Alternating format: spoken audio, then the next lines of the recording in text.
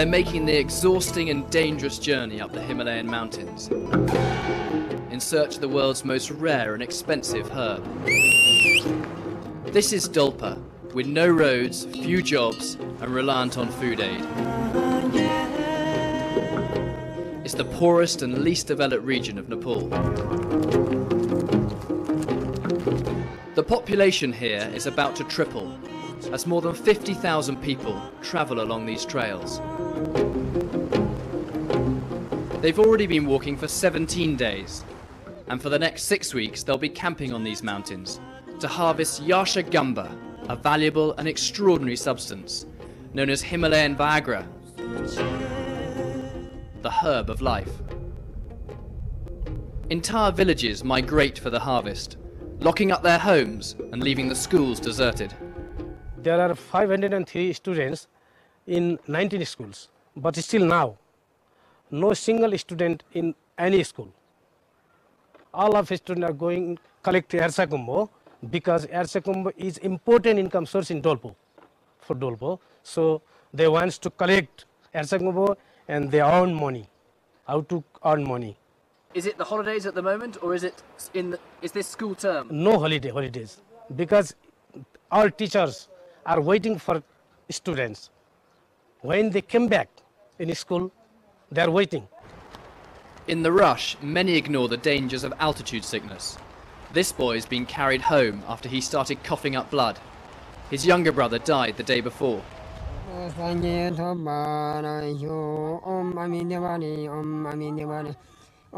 The Buddhist Lama is praying for this man's soul in the next life. He died from exhaustion and cold.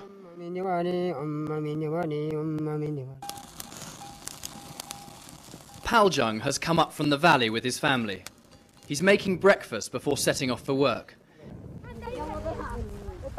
He's only 12, and for the first time his parents have brought him with his younger sister Numba to harvest Yasha Gamba. For most of the year they have no income. They survive on what little food they grow. Now they're hoping to strike it rich.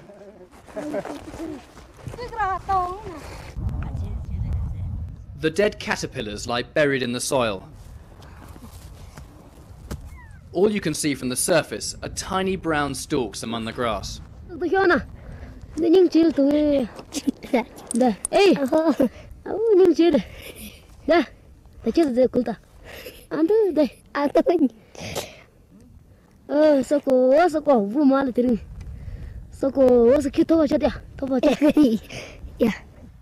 The life cycle of Yasha Gamba is not fully understood, but what we do know is that at the beginning of the monsoon, spores of the Cordyceps mushroom land on the head of caterpillars from the Lepidoptera family.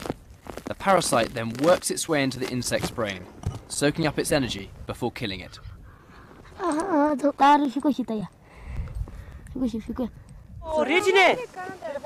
They're only found at high altitude in remote parts of the Himalayas, but the world's best Yasha Gamba comes from here in Dolpa. Chinese emperors from the Qing dynasty were the first to use it, and more recently 3 world records were broken by Chinese athletes whose diet was supplemented with the herb. Paljung and Numba will collect around 20 caterpillars a day. They sell them for $1 each to the traders. In Dolpa, $1 is a daily wage for a skilled worker.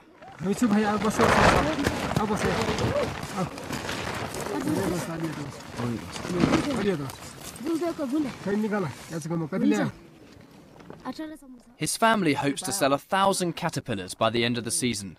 This represents a fortune.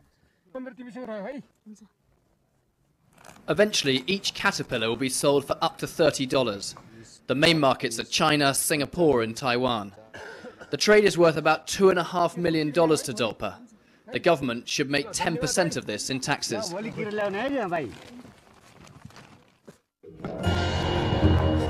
But the Maoist rebels who want to replace the monarchy with a communist republic have taken over most of Dolpa, forcing out the government agencies, destroying their buildings and killing their officials.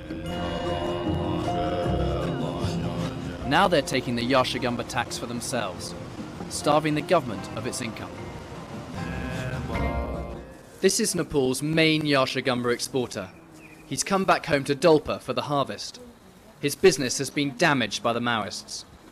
The Maoists make money out of trade of Yashagumba by imposing tax on the traders and by collecting entry and harvest permit to the harvesters, and by harvesting themselves, and by imposing fines to the harvesters and local people.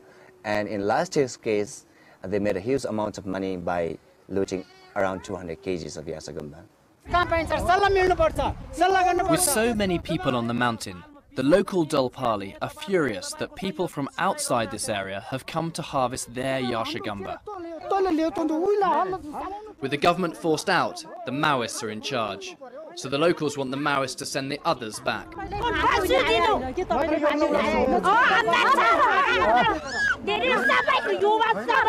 You might as well kill us all. How can we feed our children if you allow others in? She shouts. With feelings running high, the Maoists decide to confiscate the men's knives. The more people picking the crop, the more tax the Maoists can claim, so they're reluctant to turn anyone away. कारण के भयो भने हाम्रो आन्दोलनलाई अगाडि बढाउने चीज यही भएको कारणले हाम्रो ठूलो महत्त्वपूर्ण चीज यही नै हो. Altogether, the Maoists earn more than $3 million a year from the herb. The funds pay for their army, which is cheap to run. These two soldiers, like many others, are volunteers. They don't wear uniform and expect locals to house and feed them. Their weapons are often basic, even homemade. Is that a grenade in your pocket? Yes, grenade. Can I see it? Yes. How are you going to use that? It is for fighting against the government. It's for fighting against the government? Yes. In Denai, one of the few government-controlled areas in Dolpa, the chief military official refuses to admit the Maoists are running the Yashagumba business. There is no any, Maoist interference, because we always provide the, high security, in this district. Because of that, there is no any, Maoist influence, in this, area, And if you go up to Upper Dolpa, is it... Well, we always monitor the situations. If we need, we will go in every part of the district, Right. So no problem? No problem. But the truth is, more than 90% of Yashagumba is smuggled out, with no tax paid to the government. And when people do pay the official tax, the Maoists punish them.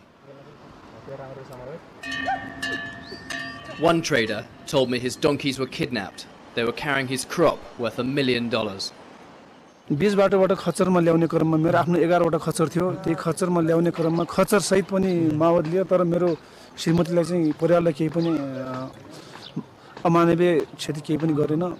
But despite the risks, it's still good business. The price of Yashagumba has soared in the last 10 years. It's up by a staggering 4,000%. It's now half the price of gold. A friend of mine who went to Japan and went to one restaurant where they were selling a vegetable soup with 3 Yashagumba floating on top, and the price was $100 per bowl of soup. Here in Kathmandu, the herb is processed and sold as a miracle health drink, and even as a treatment for cancer patients. It's only in the last 3 years that it's been legal to collect Yashagumba in Nepal. Until then, it was a protected species. Ooh, full power. The main property gives you, like it says, energy unlimited. So it works as a Viagra. So I call it a very natural Viagra from the Himalayas, So, man, makes you get really a little sexy, I guess. Studies by Beijing Medical University have shown a 64% success rate among men suffering from impotency after taking a course of Yashagumba. It's recommended that it's first dried, powdered and mixed with milk before being consumed 3 times a day. The Tibetans suggest combining it with sparrow's head and the urine of a snow frog. But whatever the concoction, the best thing is there's no side effects.